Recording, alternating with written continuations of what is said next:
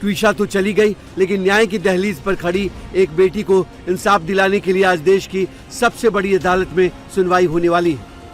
Supreme court ने ट्विशा मौत मामले का स्वतः संज्ञान लिया है।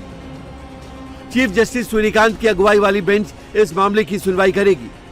इस बेंच में जस्टिस सूर्यकांत के अलावा जस्टिस जयमाला बागची और जस्टिस वीएस पंचोली भी होंगे। सुप्रीम कोर्ट ने इस हाई प्रोफाइल केस का टाइटल संस्थागत पक्षपात और प्रक्रियागत विसंगतियों के आरोप दिया है।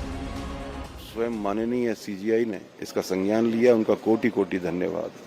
और उनके जो टाइटल केस का दिया है उससे भी ये मतलब चौंकाने वाला है। और संस्थागत पक्षपात कहा है और जांच में इरेगुलेटरी। जी, ये एक बहुत बड़ा नजीर बन के आएगा और लोगों को न्याय पर भरोसा मिलेगा। दो चीजों पर सुप्रीम कोर्ट ने स्वतः संज्ञान लिया है, एक इंस्टीट्यूशनल बायसनेस, जो भी इंस्टीट्यूशंस इस पूरे केस में शामिल थे, और प्रोसीजरल लैप्सेस, जो कमियां रह गई हैं प्रोसेस में, जिसको फॉलो करना मैंडेटरी था और नहीं करा है, इन सभी जिम्मेदार लोगों के खिलाफ अब हमें उम्मीद है कि कार्रवाई होगी। ट्विशा मौत मामले में सुप्रीम कोर्ट के सामने कई अनसुलझे सवाल हैं, जिनके जवाब उसे हासिल करने हैं। कोर्ट ये जानना चाहेगा कि 12 मई की शाम 6 बजे से 8 बजे तक ट्विशा के साथ क्या क्या हुआ था। ट्विशा ने अपनी जिंदगी के आखिरी घंटों में किस किस से बात की। अगर ट्विशा का मर्डर हुआ तो इसकी वजह घरेलू कलह थी या कुछ और। अगर मर्डर हुआ है तो मोटिव और हत्यारा कौन है। ट्विशा की हत्या हुई तो इसमें गिरिबाला सिंह और समर्थ का क्या रोल है। क्या ट्विशा को उसके पति समर्थ ने ही फांसी की फंदे से लटकाया। क्या समर्थ ने ही सबूत मिटाने के लिए ट्विशा के मैसेज डिलीट किए। 12 मई की रात करीब 8 बजे ट्विशा शर्मा की बॉडी उसकी ससुराल की छत पर मिली थी, जिसके बाद से पिछले 13 दिनों में ट्विशा शर्मा के पति और उसकी सास गिरिबाला सिंह पर अपने रसूख का इस्तेमाल कर मामले को दबाने की कोशिश का आरोप लग रहा है। रविवार को ट्विशा का दोबारा पोस्टमार्टम करीब 4 घंटे तक चला। ट्विशा के पोस्टमार्टम की पूरी प्रक्रिया की बाकायदा वीडियोग्राफी कराई गई, क्योंकि पहले पोस्टमार्टम में ट्विशा के परिजनों ने कई स्तरों पर लापरवाही और धांधली का आरोप लगाया था। ट्विशा की जब अर्थी सजी तो उनकी मां अपने आंसुओं को रोक नहीं पाई। मेरे पीछे चल रहा ये शव उस 31 साल की मासूम ट्विशा का है, जो असमय ही काल के गाल में समा गई। और इस शव को उसकी अंतिम यात्रा में जो अंतिम मुखाग्नि है वो भाई हर्षित ने दी है।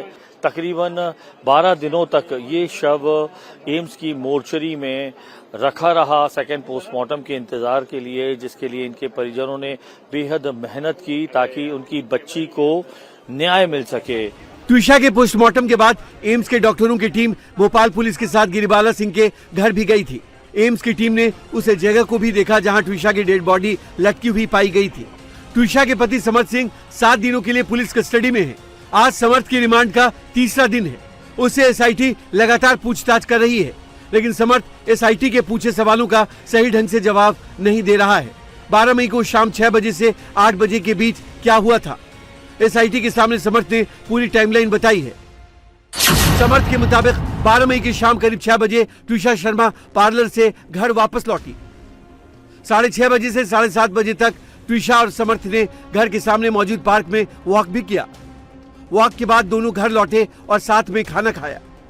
समर्थ के मुताबिक रात करीब 8:30 बजे कमरे में जाकर वो टीवी देखने लगा। समर्थ का कहना है कि इस दौरान सब कुछ सामान्य था। रात करीब 9 बजे के आसपास ट्विशा नीचे वाले कमरे में चली गई। समर्थ का दावा है कि उस समय ट्विशा अपने माता पिता से फोन पर बात कर रही थी। समर्थ ने एसआईटी को यह भी बताया कि वो थकान की वजह से कमरे में ही सो गया। समर्थ के मुताबिक थोड़ी देर बाद उसकी मां गिरिबाला सिंह का फोन आया और उन्होंने बताया कि ट्विशा दिखाई नहीं दे रही है और कॉल भी रिसीव नहीं कर रही है। इसी के बाद ट्विशा की मां का फोन आया, जिन्होंने कहा कि ट्विशा परेशान लग रही थी और रो रही थी, इसलिए जाकर उसे देख ले।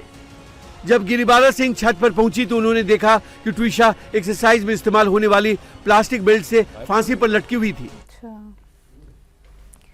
भोपाल में हाई प्रोफाइल ट्विशा शर्मा की मौत की गुत्थी अभी सुलझी भी नहीं थी कि उत्तर प्रदेश में ग्रेटर नोएडा के जलपुरा गांव में दीपिका नागर की संदिग्ध मौत और दहेज हत्या के आरोपों का मसला अब सामने आया है। तो अब जयपुर में अनु मीना की मौत ने एक बार फिर से विवाहित प्रताड़ना और घरेलू हिंसा के मामलों को लेकर कई सवाल खड़े कर दिए हैं। ट्विशा और दीपिका की मौत के बाद जयपुर में मानसरोवर की अनु मीणा की मौत का मामला अब सुर्खियों में है। अनु मीणा की मौत को पहले सुसाइड माना गया, लेकिन अब सीसीटीवी फुटेज सामने आया। मोबाइल रिकॉर्डिंग्स में कुछ बातें दिखी। सीसीटीवी फुटेज में जेन अधिकारी गौतम मीणा अपने बच्चे के सामने अनु के साथ मारपीट करता हुआ दिख रहा है। घर के सामान के साथ तोड़फोड़ कर रहा है। मृतका अनु के परिवार ने पीडब्ल्यूडी में कार्यरत जेन पति पर दहेज प्रताड़ना का, मारपीट का, मानसिक उत्पीड़न और अवैध संबंधों के गंभीर आरोप लगाए। अनु की फैमिली का दावा है कि उसके पति का व्यवहार लंबे वक्त से बहुत क्रूर था और इसका एक सीसीटीवी फुटेज भी सामने आया। परिवार के मुताबिक अनु मीणा ने कई बार अपनी जान को खतरा बताया। इस मामले में बच्चों के बयान और ऑनलाइन पैसों के लेन देन की स्क्रीनशॉट भी पुलिस को सौंपे गए हैं। फिलहाल पुलिस मामले की गंभीरता से जांच कर रही है।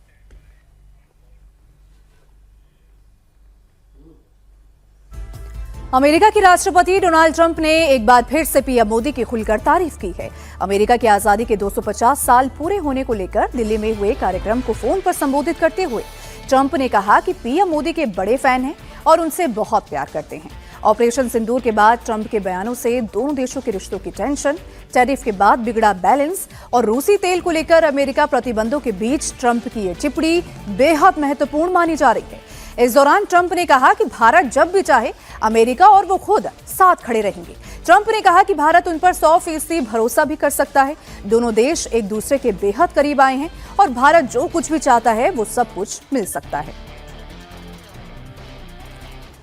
इस इवेंट में मार्को रूबियो के लिए मैसेज देते वक्त ट्रंप ने विदेश मंत्री मार्को रूबियो से कहा कि वो ठीक से अमेरिका की बातों को रखें। अमेरिकी राजदूत सर्जियो गोर के फोन कॉल पर ट्रंप ने बार बार ये दोहराया कि मोदी महान हैं, वो मेरे दोस्त हैं, उन्हें मेरी तरफ से नमस्ते कहिएगा।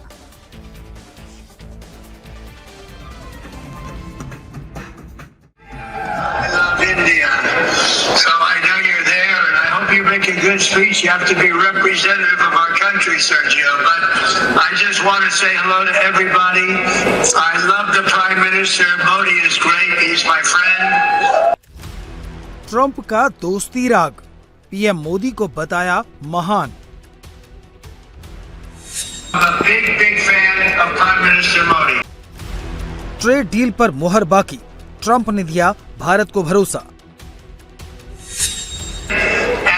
Can count on me 100% and our country. If they ever need help, they know where to call. They call right here. America के राष्ट्रपति डोनाल्ड ट्रंप ने एक बार फिर पीएम मोदी की खुलकर तारीफ की। पीएम मोदी को महान बताया, खुद पर भरोसा करने की अपील की। ये सब दिल्ली के भारत मंडपम में हुआ, जहां अमेरिकी लोकतंत्र के 200 साल पूरा होने का जश्न चल रहा था। इवेंट में अमेरिका के विदेश मंत्री मार्को रूबियो, भारत के विदेश मंत्री एस जयशंकर और भारत में अमेरिका के राजदूत सर्जियो गोर मौजूद थे। गीत संगीत के बीच जब सर्जियो गोर भाषण देने आए तो सबसे पहले उन्होंने राष्ट्रपति ट्रंप के साथ फोन पर बात की और फोन के जरिए मैसेज वहां मौजूद लोगों को सुनाया। इस बातचीत के दौरान ट्रंप ने पीएम मोदी को बार बार महान बताया।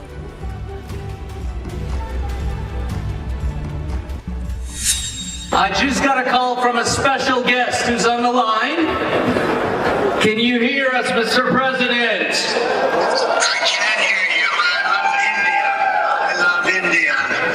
So I know you're there, and I hope you make a good speech. You have to be representative of our country, Sergio. But I just want to say hello to everybody. I love the Prime Minister. Modi is great. He's my friend. And I just want to say a very good evening to everybody. It's morning here and it's evening there. And I just want to say you're great. And we've never been closer to India. And India can count on me 100% and our country. If they ever need help, they know where to call. They call right here. We're doing well. We're setting records. We have a record economy, a record stock market. And anything India wants to get. And I'm a big fan of Prime Minister Modi. Trump ने केवल एक या दो बार मोदी की तारीफ नहीं की। इसी फोन कॉल के बीच में जब सर्जियो गोर ने मार्को रूबियो को मैसेज देने के बारे में पूछा तो ट्रंप ने मार्को की जमकर तारीफ की और उन्हें पीएम मोदी को नमस्ते कहने के लिए कहा। Well, Marco's the greatest. He's going he's going down as the greatest Secretary of State in the history of the U.S. And it's good. When you have some big ones there, when you have Marco, Sergio, when you have Marco, you're getting the big stuff. It's big. That's very good. Well, Marco, go have a good time. I know you're going to represent us well, and everybody enjoy your evening. And it's an honor to talk and say hello to Prime Minister Modi, and let him know I'm a big fan. Thank you, sir. Have a great day. Thank you. We appreciate you. Thank you. अमेरिकी विदेश मंत्री Marco Rubio Bharat दौरे पर हैं। Middle east tension, Trump का ऐसा चीन दौरा जिसमें एक भी डील साइन नहीं हो पाई और ट्रंप द्वारा थोपे गए टैरिफ, साथ ही भारत और अमेरिका के रिश्तों में आई दूरी के बीच रूबियो का ये दौरा बेहद महत्वपूर्ण माना जा रहा है। नहीं था ये बकरीद से पहले सीएम योगी ने एक हाई लेवल मीटिंग की है। बकरीद को लेकर सीएम योगी ने एक आदेश जारी किया है, किसी भी हालत में खुले में नमाज ना पढ़ी जाए। वो बात जो पहले कही गई थी, खुले में किस तरह की कुर्बानी ना हो, जो तयशुदा जगह है, और हुड़दंगियों पर खास नजर रखी जाए, ये कहा गया है सीएम योगी की तरफ से। एक हाई लेवल मीटिंग की है, नमाज जहां होती है ईदगाहों में, मस्जिदों में, वहीं पढ़ी जाए, खुले में कुर्बानी ना हो, उसका वेस्ट जो है इधर उधर ना फेंका जाए, साफ सफाई का ख्याल रखा जाए और ईदगाहों में, मस्जिदों के आसपास सुरक्षा के जरूरी इंतजाम किए जाए। तो बकरीद और बड़ा मंगल को लेकर के एक समीक्षा बैठक की योगी आदित्यनाथ ने, उसके बाद ये निर्देश उन्होंने एडमिनिस्ट्रेशन को दिया है। और अब आते हैं कानपुर की खबर पर। कानपुर में रोड रेज में हुए डबल मर्डर मामले में एनकाउंटर कर आरोपी को धर दबोचा गया है। पुलिस ने पहले आरोपी शिवम को अरेस्ट किया और फिर उसकी निशानदेही पर दूसरे आरोपी को गिरफ्तार कर लिया। वहीं जब पुलिस की टीम तीसरे आरोपी को अरेस्ट करने पहुंची तो उसने पुलिस पर गोली चला दी। इसके बाद कानपुर पुलिस की टीम ने एनकाउंटर कर तीसरे आरोपी को भी गिरफ्तार कर लिया। रोड रेज में डबल मर्डर का ये मामला कानपुर के यशोदा नगर बाईपास के पास का है, जहां बाइक टकराने के बाद दूसरी बाइक पर सवार 3 लोगों ने पिता पुत्र पर हमला बोल दिया। इस घटना में 3 आरोपियों ने पिता और उनके 2 बेटों पर भी हमला बोला। इस घटना में चाकू लगने से बुरी तरह से घायल पिता और उनके एक बेटे की मौत हो गई, जबकि दूसरा बुरी तरह से जख्मी है। दोनों को सीने, पेट और चेहरे पर कई जगह पर चाकू के जख्म आए हैं।